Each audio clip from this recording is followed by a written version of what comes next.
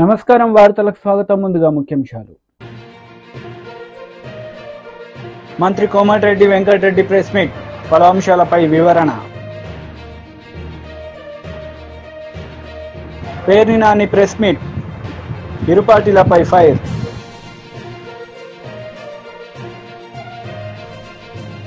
మంత్రి Komatireddy Venkatareddy press meet నిర్వహించారు. ఈ సందర్భంగా పలు అంశాలపై ఆయన మాట్లాడారు. ఎందుకంటే ఎప్పుడైతే ఏ జీతం పెట్టలేదో అప్పుడే అర్థమైపోయింది. కవిత బెయిల్ కోసం వాదించింది సింఘ్వీకి ఇప్పుడు రాజ్యసభ ఇచ్చింది కాంగ్రెస్ టిఆర్ఎస్ కలిసి ఆయనకు రాజ్యసభ సీట్ ఇచ్చారని చెప్పేసి రాజ్యసభ సీటు నిర్ణయించినాము. మధ్యలో ఆయన రాజ్యసభ లేడు, అడ్వకేట్ గా ఆయన డ్యూటీ ఆయన చేసుకుంటుండు. ఆయన ఫీజు 1 కోట్లో 2 కోట్లో మాకు తెలియదు, ఫీజు ఇస్తే పోయి ఉండొచ్చు. అదే పెద్ద విషయం. బీఆర్ఎస్ బీజేపీలో కలిసింది, అదొక న్యూస్. మీకు అభిషేక్ అడ్వకేట్ పైసలు ఓరిస్తానికి పోతారు, అదేముంది సార్? ముఖ్యంగా విగ్రహం సంబంధించి ఇటు బీజేపీ వాళ్ళు వస్తే వాజ్పేయి విగ్రహం పెడతామని చెప్పి సచివాలయం ముందు బండి సంజయ్ మంచి సర్కిల్ చూసుకొని పెట్టామని. వాజ్పేయి మంచి లీడర్, ఏమంటారు కేటీఆర్ చెత్త చెదాన్ని తీసేస్తా అని చెప్పి రాజీవ్ గారిని టచ్ చేస్తే టచ్ చేసిండో లేదో ఒకటే నిమిషంలో టీఆర్ఎస్ ఆఫీసు మొత్తం పునాదులతో లేచిపోతుంది. పునాదులు ఉండదు, వాళ్ళు కట్టుకున్న బంగాలు ఉండవు, వాళ్ళు కట్టుకున్న ఫామ్ హౌస్లు ఉండదు.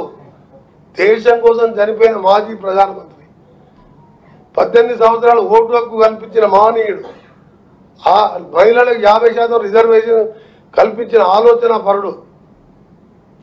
ఏమైనా బుద్ధి ఉందా ఆయనకు? రాజీవ్ గాంధీ వీళ్ళకి ఏమైనా పోలికుందా? ఆయన విగ్రహం టచ్ చేస్తావు. కేటీఆర్ ఎంత దమ్ముండాలి నీకు? మాట్లాడడానికి ఎంత ధైర్యం నీకు? ఏం మాట్లాడుతున్నా సార్? కేటీఆర్ కి ఫామ్ హౌస్ ఉందన్నారు, అది కూల్ చేస్తారా సార్? కేటీఆర్ కి జన్వాడలో ఫామ్ హౌస్ ఉంది, మీరు స్వయంగా వెళ్ళి చూసి వచ్చాను అన్నారు కదా, అది అంటే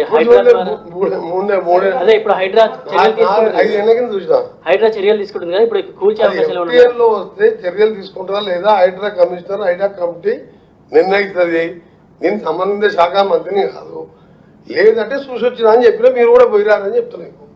అప్పటికి రేవంత్ రెడ్డి గారు మీరు పోయింది, అదే కేసు అయింది. హైడ్రా విషయం వేరు, ఆయన మాట్లాడుతున్న వాళ్ళకున్న వీళ్ళకు అంటే అది చట్టప్రకారం అదొక ఇండివిజువల్ బాడీ, వాళ్ళ పని వాళ్ళు చేసుకుంటూ పోతారు. ఆయన ఏదో స్టేట్మెంట్ ఇచ్చినని మా వాళ్ళు చెప్తే అయినా మా డిబేట్ కావద్దు, మీరు రోడ్సే ప్లీజ్. ఎందుకంటే రన్నా యు ఆర్ రాంగ్. పిఆర్ఓ పిలిచినది అంటే ఎందుకంటే సబ్జెక్ట్ వేరే కావాలని చెప్పిండు. మిక్స్ అయితే కదిస్తాడు, కాదంతో నాకేం సంబంధం? నీ తినలేదు తిప్పలేదు. రెస్పెక్ట్ త్రిపురారు రోడ్ మీద ఎందుకు పంపించావు? ఈ సెండ్ ఎందుకు పంపించావు? ఇది రేపు పొద్దున వీళ్ళు ఏమని చేస్తారు? రోడ్డు గురించి ఎవరు రాయరు, అదే అవసరం నీకు హైడ్రాది? సబ్జెక్ట్ కింది పోయినా మాట్లాడాలి. సారీ మీరేమనుకోవద్దు ప్లీజ్. ఇదంతా కూడా హైడ్రాది కూడా ఆఫ్ రికార్డు, స్లో రికార్డు చిన్న చేయదు దాన్ని. ఎందుకంటే మా వాడు తెలియక చేసిన పొరపాటు కాబట్టి నేనేందో అనుకో అర్జెంట్ దీనికి లింక్ ఉందేమో అనుకున్నా. అరే డెవలప్మెంట్ ఇది ఇంపార్టెంట్. చచ్చిపోయిన బీఆర్ఎస్ పార్టీ కేటీఆర్ స్టేట్మెంట్ అవసరం మనకు? ఆయన పార్లమెంట్, ఆయన అసెంబ్లీ 6,000 మైనస్ వచ్చింది, బండి సంజయ్కి లీడ్ వచ్చింది. ఆయన స్టేట్మెంట్ నాకు పంపించిన వాడిని ఏమైనా అర్థం ఉందా? ఆయన జీవితంలో సర్పంచ్ అవుతాడా, ఎమ్మెల్యే అవుతాడా? కమ్మని కేటీఆర్ని అనదు. నా టైం వేస్ట్ చేసి మంచి సబ్జెక్టు ట్రిపుల్ రోడ్లు వేసుకొని మనుషుల ప్రాణాలు కాపాడాలి. మనం చచ్చిపోయిన పార్టీ గురించి మాట్లాడితేనే వస్తుంది. ప్రజలు తాగకుండా చూసుకోవాలి. ధర్నాలు ఏ ధర్నాలనే 1000 మంది ఉంటే గతంలో ఒకసారి పిలిపిస్తే చూసిన లెక్క పెట్టిన 6 వచ్చాను. ఏ ధర్నాలన్న రాష్ట్రంలో 1000 మంది కంటే ఎక్కువ ఉన్నట్టు మీ విజువల్ చూపించండి, నేను ఒప్పుకుంటాను. ధరణి పేరు మీద 1,00,000 ఎకరాలు తింటుంది, కాళేశ్వరం పేరు మీద 7 లక్షల కోట్ల పాలమూరు దోసుక తింటుంది. కర్తిరి కూలిపోయా, సుంకేష్లో కూలిపోయా, అన్నీ అయిపోయా. ఇక ధర్నా చేసి ఏం చేస్తాం? టీడీపీ పోలిట్ బ్యూరో సభ్యులు వర్ల రామయ్య మీడియా సమావేశం నిర్వహించారు. ఈ సందర్భంగా సీఎం జగన్ రెడ్డిపై మండిపడ్డారు. నా మీద విచారణ చేయండి అని అడగలేము సార్. కోర్టులు ఏమైనా ఈ కేసులు మర్చిపోయినావా? కోర్టుల్లో ఏదైనా ఈ పేపర్లో తగలబెడతారు చూడు, అట్లా ఏదైనా చేసి వీళ్ళ కేసులు లేకుండా ఉన్నాయా, లేదంటే కోర్టుకి అటెండ్ అవుతున్నారా? నాకైతే అంతుపట్టడం లేదు. ఇదే if this is with some other ఎక్కువ, ఎంత డబ్బున్న డబ్బు లేని అక్యూజుడు, రాజ్యాంగ పరపతి లేని అక్యూజుడు అయితే ఇలాగ ఊరుకుంటుందా కోర్టు? నేను కోర్టును తప్పు పట్టలేదు, మళ్ళీ ఏదో అంటారు కంటెంప్ట్ అని. నేను కోర్టును తప్పు పట్టట్లేదు, నాకు సమాధానం కావాలని చెప్పి నేను అడుగుతున్నా. ఒక సామాన్య పౌరుడిగా నేను అడుగుతూ ఉన్నాను. నేను 12 సంవత్సరాలు ఏ విచారణ లేకుండా నిస్సిగ్గుగా బేసిక్గా ఈ రోజున ముద్దాయిలు రోడ్ల మీద తిరుగుతూ ఉంటే, పైగా అండి ఇంకొక విచిత్రం, తమ్ముడు నా వైపు చూడు, ఈ జగన్మోహన్ రెడ్డి గారు అంట నేను యూరోప్ వెళ్తాను 6 నెలలు నాకు పర్మిషన్ ఇవ్వండి అంట కోర్టుని. Are you playing with the courts? న్యాయస్థానాలతో ఆడుతున్నారా మీరు? ముద్దాయిలు ఆడన్నాను. ఆ ఏటు గౌరవ పార్లమెంట్ సభ్యుడు, ఆయన పార్లమెంట్లో బల్లగుద్ది వాదిస్తాడు, సిగ్గుచేటు. ఏ పార్టీ? జగన్ పార్టీ నుంచే కదా ఆయన. సిగ్గుచేటు నీలాంటి వాడిని పెద్దల సభలో పెట్టడం. నీ వెనుకంత నేర చరిత్ర. ఈయన అడిగితే నేను యూరోప్ వెళ్తా మా ఏవంతో పాటు అంటాను. సిబిఐ వాళ్ళు వెళ్ళటానికి లేదు, ఈ కోర్టులో విచారణ జరగాలని పాప వాళ్ళంటే కోర్టు రేపు ఏం ఆర్డర్ ఇస్తుందో అని చెప్పినాను. నా ప్రెస్ మీట్ కోర్టుని ప్రభావితం చేయాలని కూడా కాదండి. ఏమిటి ఈ కన్ఫ్యూజన్ అనేది నాది. కోర్టు ప్రజల రెస్క్యూకు రావద్దా? నాలాంటి ప్రశ్నించే పౌరుడి రెస్క్యూకు రావద్దా? ఏ వరలరామయ్య గారు మేమెందుకు పోనిస్తాం, అడుగడుగున ఎవ్రీడే ట్రయల్ చేస్తాం, వీళ్ళ సంగతి తేలుస్తాం అనొద్దండి court. If they are innocent, వాళ్ళు చాలా గౌరవప్రదంగా అవినీతి రహితులంటే ఓకే. కోర్టు విచారణ జరగకుండా 6 నెలలు ఆయనకు పర్మిషన్ ఇచ్చి 3 నెలలు ఈయనకు పర్మిషన్ ఇచ్చి వీళ్ళు యూరోపియన్లు ఇప్పటికే పెద్దలందరూ కూడా నేర చరిత్రగాళ్ళు అందరూ లండన్లో దిగుతున్నారట. జగన్మోహన్ రెడ్డి గారు లండన్లో ఉంటాడట, ఇక్కడి నుంచి ఎగిరిపోతే లండన్లోనే ఉంటాడట.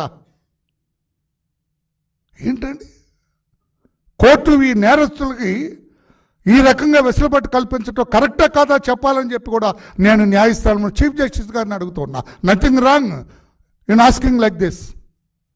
నా ప్రశ్నకు సమాధానం చెప్పాలి. లేదు వరలరామయ్య గారు, వాళ్ళకి మేము పర్మిషన్ ఇవ్వటం లేదు. 6 నెలలు విదేశాలు ఏంటండి, 3 నెలలు విదేశాలు ఏంటండి? ఏముంది సార్ అక్కడ వీళ్ళకి? I don't understand what is there in London and Europe for this A1 and A2. A1కి జగన్మోహన్ రెడ్డికి, A2 విజయసాయి రెడ్డికి. యూరోప్లో ఏమున్నదండి? గనులు ఉన్నాయి వీళ్ళకి? ఉన్నా వీళ్ళ అక్రమాస్తులు అక్కడ ఏమైనా నిక్షిప్తం చేశారా? ఏమన్నా అక్కడ ఏమైనా కంపెనీలు పెట్టారా? కంపెనీలు ఇండస్ట్రీస్ ఏమైనా ఇండస్ట్రీస్ పెట్టారా? వీళ్ళ అక్రమ సంపాదన అక్కడ ఏమైనా దాచిపెట్టారా? Why they are frequently going to London? Why this man this time he wants to accompany him?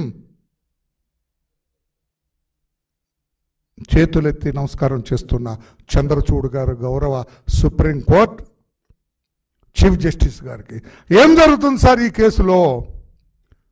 ఈ సిబిఐ కేసులు చూసే కోర్టులో ఏం జరుగుతుంది? విచారణ ఎందుకు జరగటం లేదు? ఇతను కోర్టుకి ఎందుకు హాజరవటం లేదు? మొన్నటిదాకా సీఎం అంటే వదిలేశారు, వదలటానికి కూడా లేదు అసలు నన్ను అడిగితే. సీఎం అయినా కోర్టు. మాజీ మంత్రి కేటీఆర్ మీడియా సమావేశం నిర్వహించారు. ఈ సందర్భంగా పలు అంశాలపై ఆయన మాట్లాడారు. ఒకవేళ అక్కడ విగ్రహం లేకపోతే మీ మండల కేంద్రాల్లో తప్పకుండా ఒక ఫ్లెక్సీ అన్న పెట్టి తెలంగాణ తల్లిది, ఆ తల్లికి పాలాభిషేకం చేసి ఈ మూర్ఖుడిని క్షమించమని కోరి దయచేసి నిరసనలకు ఉపక్రమించమని చెప్పి మా నాయకులకు, మా కార్యకర్తలకు నేను విజ్ఞప్తి చేస్తా ఉన్నా. మా డిమాండ్ ఒకటే, ఈ డ్రామాలు నడవవు. ఇదేదైతే మాటల గారడితో ఈరోజు రైతులను మోసం చేసే ప్రయత్నం చేస్తూ ఉన్నారో ఇది నడవదు. బీఆర్ఎస్ ఉన్నంత కాలం మేము భారత రాష్ట్ర సమితి మాత్రమే కాదు, భారత రైతు సమితి కూడా తప్పకుండా రైతుల పక్షాన మేము తప్పకుండా ఒకటే డిమాండ్ పెడతా ఉన్నాం. ఏ ఆంక్షలు లేకుండా రుణమాఫీ చేయాలి. అది ఎప్పటి లోపల చేస్తారో డేట్ కూడా చెప్పాలి. ఎందుకంటే ఇప్పటికే 2 సార్లు తప్పిన మీరు. డిసెంబర్ 9 అన్నారు, మాట తప్పారు. 15 ఆగస్టు అన్నారు, మాట తప్పారు. మీ డిప్యూటీ సీఎంఏ చెప్తా ఉన్నాడు 7,500 కోట్లు మాత్రమే రైతుల ఖాతాల్లో పడ్డాయని డిప్యూటీ సీఎం ఫైనాన్స్ మినిస్టరే స్వయంగా ఒప్పుకున్న పరిస్థితి, కన్ఫెషన్ స్టేట్మెంట్ ఇచ్చిన పరిస్థితి. కాబట్టి ఎప్పటి లోపల మీరు రుణమాఫీ పూర్తిగా చేస్తారు, ఎప్పటి లోపల మీరు ఈ ప్రాసెస్ కంప్లీట్ చేస్తారు, ఆంక్షలు లేకుండా. ఈ మాట ఎందుకంటా ఉన్నా అంటే, మేము ప్రభుత్వంలో ఉన్ననాడు మేము రైతుల పట్ల మా ఆలోచన విధానం ఒకటే. కొత్తగా ఏర్పడ్డ రాష్ట్రంలో వ్యవసాయంలో సంక్షోభం ఉండొద్దు. తెలంగాణ రైతులు దశాబ్దాల పాటు కోరుకున్నది తెలంగాణ వస్తే మా బతుకు బాగుపడుతుందని కోరుకున్నారు. వ్యవసాయ స్థిరీకరణ జరగాలి, వ్యవసాయం స్థిరంగా మారాలి, దృఢంగా మారాలి, బలోపేతం కావాలి, రైతు కుటుంబం సంతోషంగా ఉండాలన్న ఉద్దేశంతో ఒకటి కాదు చాలా నిర్ణయాలు తీసుకున్నాం. నీటి తీరువ మొత్తం రద్దు చేసినాం, నీళ్లు పుష్కలంగా ఇచ్చాం.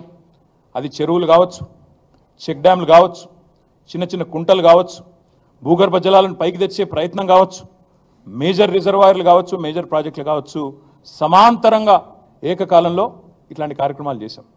రైతుకు పెట్టుబడి ఇచ్చినాం. 72,000 కోట్ల రూపాయల పెట్టుబడి రైతుకు అందించిన మొట్టమొదటి ప్రభుత్వం స్వతంత్ర భారతదేశ చరిత్రలో రైతు బంధు పథకం ద్వారా కేసీఆర్ గారి ప్రభుత్వం. అదేవిధంగా 2 దఫాలుగా రుణమాఫీ చేశాం. 9.5 ఏళ్లలో దాదాపు 30,000 కోట్ల రూపాయల రుణం కూడా మాఫీ చేసినాం. అదే మాదిరిగా రైతులకు సకాలంలో విత్తనాలు ఇచ్చినాం. కరోనా లాంటి సంక్షోభ సమయంలో కూడా ఊరూరికి కొనుగోలు కేంద్రాలు పెట్టి బ్రహ్మాండంగా రైతుల్లో ఒక భరోసా నింపినాం. అదేవిధంగా 24 లక్షలు వస్తుండేనండి మొత్తం ప్రొక్యూర్మెంట్ FCA నుంచి. మనకు వచ్చే అలాట్మెంటు 20 లక్షలు అంత ఉంటుండే 2014లో. ఈరోజు అదే ఫుడ్ కార్పొరేషన్ ఆఫ్ ఇండియా మేము దిగిపోయే నాటికి దాదాపు 80-85 లక్షల అలాట్మెంట్ ఇచ్చే స్థాయికి తెలంగాణను తీసుకొచ్చింది కేసీఆర్ ప్రభుత్వం. మేము చెప్పడం కాదు, NCRB డేటా ప్రకారం, national crime records bureau data ప్రకారం భారతదేశంలోనే సూసైడ్స్, రైతుల ఆత్మహత్యలు ఎక్కడ తగ్గినాయి అంటే తెలంగాణ అని చెప్పి పార్లమెంట్లో కేంద్ర ప్రభుత్వమే స్వయంగా చెప్పిన పరిస్థితి, పత్రికలు రాసిన పరిస్థితి. This is what we have done. రైతుకి ఏం చేసిండు కేసీఆర్ అంటే, 10 ఏళ్లలో భరోసా నింపిండు, వ్యవసాయ విస్తరణ చేసిండు, మొత్తంగా రైతుకు పెట్టుబడి ఇచ్చి, కడుపు నిండా కరెంట్ ఇచ్చి, ఫ్రీగా నీళ్ళు ఇచ్చి, నీటి తీరువ రద్దు చేసి, భూమి శిస్తు రద్దు చేసి, ఇవన్నీ కూడా తీసేసి రైతులో ఒక భరోసా నింపి, చెరువులు, కుంటలు ఎప్పటికప్పుడు నింపేది మేము. ఒక పద్ధతి ప్రకారం, ఒక వ్యూహం ప్రకారం వ్యవసాయ స్థిరీకరణ వైపు మరి ముందుకు పోయినాం. కాబట్టే ఇలా తెలంగాణ రైతు మేము దిగిపోయినాడు బాగుండే. కానీ మీరు ఏం చేస్తున్నారు ఈరోజు? ఆంక్షలతో. మీరు ఒక మాట అంటా ఉన్నారు, వ్యవసాయ స్థిరీకరణ చేసే క్రమంలో మేము చూడలేదు. రైతు పెద్దవాడా, చిన్నవాడా, రైతు ఉద్యోగ, ITPIయా, మేము చూడలేదు అవన్నీ. తెలంగాణ రైతు ఎవరైనా రైతే. ఎందుకంటే రైతు కింద మళ్ళీ రైతు కూలీలు ఉంటారు, ఆయన చుట్టూ ఆధారపడ్డ ఒక ఈకోసిస్టమ్ ఉంటుంది.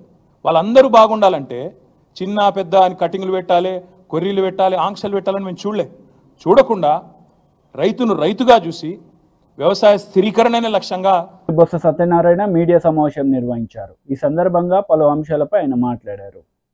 మండలిలో వచ్చారా లేదా ఇది సమస్య కాదు. ఏదైతే ప్రజల తరఫున మా పార్టీ బాధ్యతయుతంగా ఈ అంశాలు అయితే ప్రజలకి దానివల్ల మంచి జరిగి మేలు జరుగుతుందో, ఏదైతే ప్రభుత్వాలు వచ్చి ప్రజలకు ఇచ్చిన మాటలు వాగ్దానాలు ఉన్నాయో అవి నెరవేర్చాలనేది తప్పకుండా నెరవేర్చి ప్రజలకు మేలు జరగాలనేది మా తాలూకా అభిప్రాయం.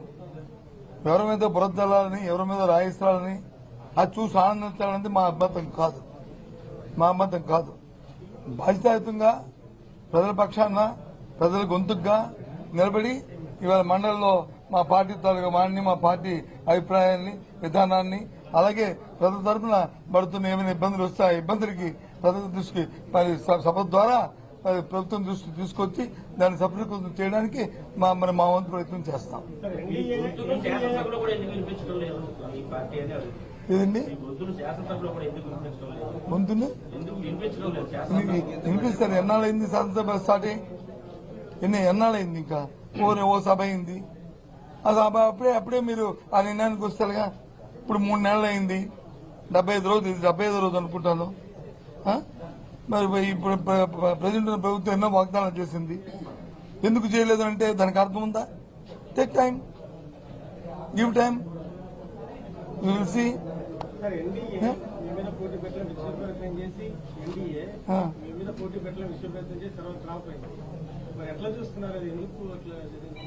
ఆదాయ ఉద్దేశంతో చేశారనేది నా అభిప్రాయం కాదు. కానీ జిల్లాలో ఉన్న ప్రజాప్రతినిధులు అన్ని పక్షాలు అందరూ కూడా ఏకగ్రీవంగా జిల్లా అభివృద్ధి కోసం చేయాలన్న ఆలోచన ఉన్నదనే అనేది నేనైతే ఒక సదుద్దేశంతో తీసుకున్నాను.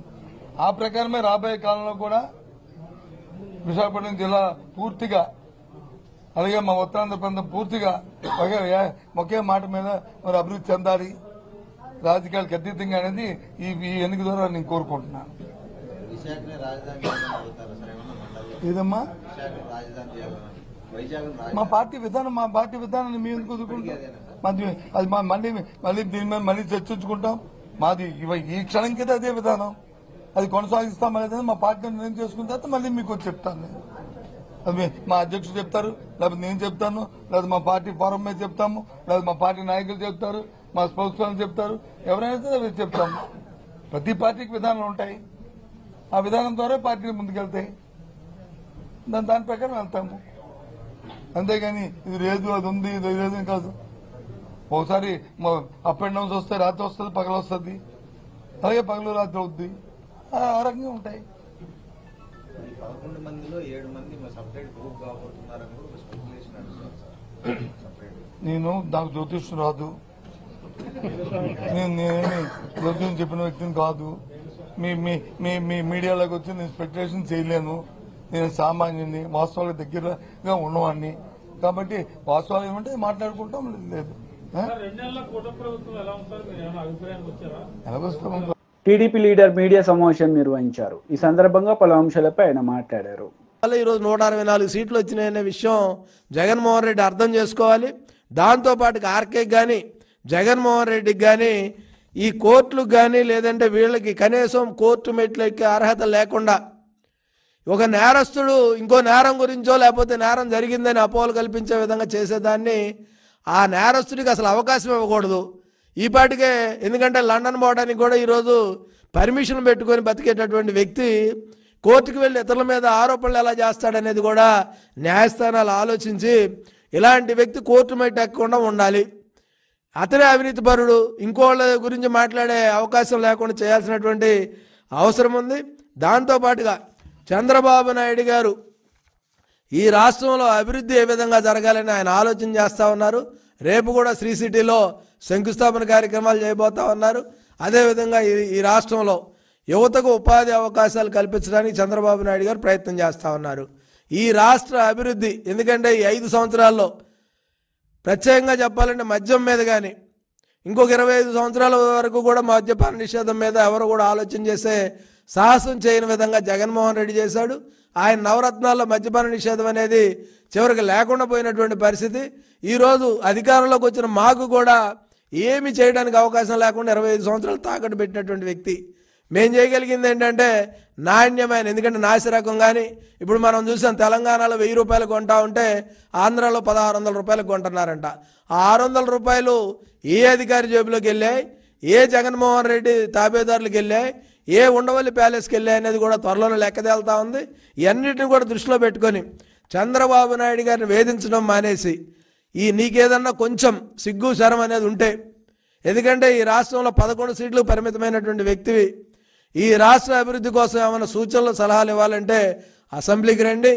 అదేవిధంగా ఈరోజు ఏదైతే 10% ఉంటేనే ప్రతిపక్ష హోదా వస్తుంది అనుకుంటే ఆ 10% ఎలా తెచ్చుకోవాలనే దానికి ప్రయత్నం చేయండి తప్ప ఇలాంటి చౌకబారు ఎత్తుగడలతో చౌకబారు విధానాలతో జగన్మోహన్ రెడ్డి పబ్బం గడుపుకొని ప్రజలను ఏదో మాయలో పెట్టి జగన్మోహన్ రెడ్డి ప్రజలను ఏదో తప్పుదోవ పెట్టించి ఈ రాష్ట్రంలో ఏదో జరుగుతుందని ఒక భ్రమలు కల్పించొద్దని మనవి చేస్తూ ఉన్నాం.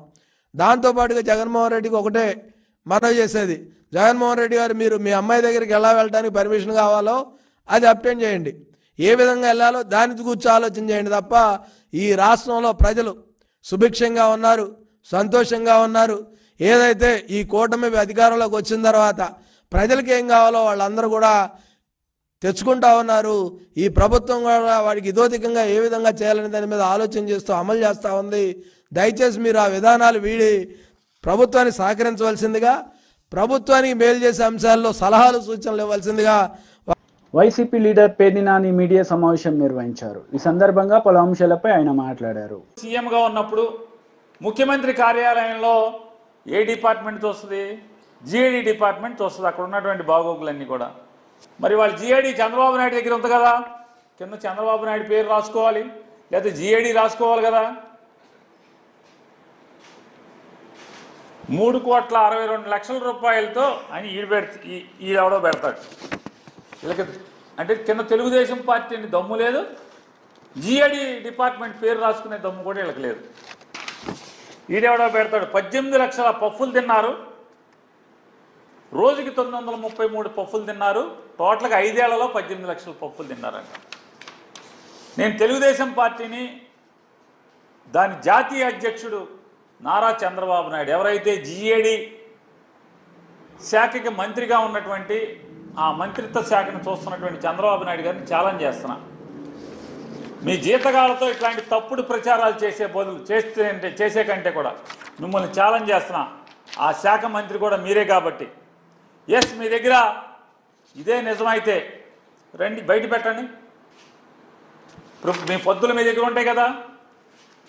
3 కోట్ల రూపాయలతో పఫ్ఫులు తిన్నారని చెప్పని జగన్మోహన్ రెడ్డి గారి సీఎం పేషీలో 5 ఏళ్లలో 3 కోట్ల రూపాయలు పఫ్ఫులు తిన్నారని మీరు బయట పెట్టండి. ఎగ్ పఫ్ఫులు తిన్నారు.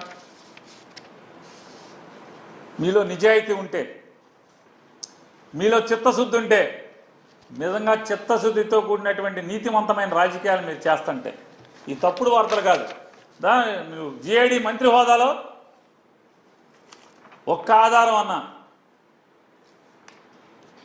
మేము 5 ఏళ్ళు ముఖ్యమంత్రి గారు తిరిగాం, పఫ్ అనేది మేము ఎప్పుడు చూడాల. స్నాక్స్ అంటే ఏమన్నా మిక్చరో లేదా అయ్యి పెడతారు, స్వీట్ పెడతారు, కాఫీ ఇస్తారు, టీ ఇస్తారు. ఎగ్ పఫ్లు అంటే చెప్పేదానికి అర్థం ఉండాలి కదా. ఇదన్నా మీ ప్రభుత్వమా? మీ చుట్టాలకి చిత్తూరులో ఏమైనా నాయుడు గాడికి ఎవడో నాయుడు అనే ఒక అతనికి ఎలికల పడతాకి అనంతపురం జిల్లాను అనంతపురం హాస్పిటల్లో, వైజాగ్ హాస్పిటల్లో ఎలక్క 3,000, దేనికి బొద్దింకలకి 1000 రూపాయలు, ఇట్లాంటివన్నీ ఇచ్చి 8 కోట్ల రూపాయలు బిల్లు ఇచ్చారు కదా మీరు. ప్రభుత్వ ఆసుపత్రిలో బొద్దింకల్ని ఎలికల్ని పట్టుకున్నందుకు 8,40,00,000 రూపాయలు బిల్లు ఇచ్చినటువంటి బతుకు మంది. అవన్నీ వదిలేసి ఇట్లాంటి తప్పుడు వార్తలు రాయటం, ప్రచారం చేయటం. నిజంగా మీకు లోకేష్ నాయుడు గారిని కూడా నేను ప్రశ్నిస్తున్నాను, ఛాలెంజ్ చేస్తున్నాను. వీటి మీద పెట్టే దృష్టి, మీరు ఇట్లాంటి తప్పుడు వార్తలను ప్రచారం చేసేటటువంటి దాని మీద పెట్టే దృష్టి మీరు, మీ ప్రభుత్వం, మీ పార్టీ. లోకేష్ నాయుడు గారు ఎన్నికల ముందు టమాటా రైతుల్ని దత్తత తీసుకుంటా అని చెప్పి పెద్ద పెద్ద వాగ్దానాలు ఇచ్చారు. మీరు యువకాలంలో టమాటా రైతుల్ని దత్తత తీసుకుంటానని చెప్పని రాయలసీమలో ఇవాళ టమాటా రైతులు అలోలక్షణ అని ఏడుస్తున్నారు. లారీలు టమాటాలు రోడ్ల మీద పోస్తున్నారు. ఆ రోజు ఏం మాట్లాడారు లోకేష్ నాయుడు గారు యువకాలంలో? వార్తలు ముగించే ముందు ముఖ్యాంశాలు మరోసారి. మంత్రి కోమటిరెడ్డి వెంకటరెడ్డి ప్రెస్ మీట్, పలు అంశాలపై వివరణ. పేర్ని నాని ప్రెస్ మీట్, ఇరు పార్టీలపై ఫైర్.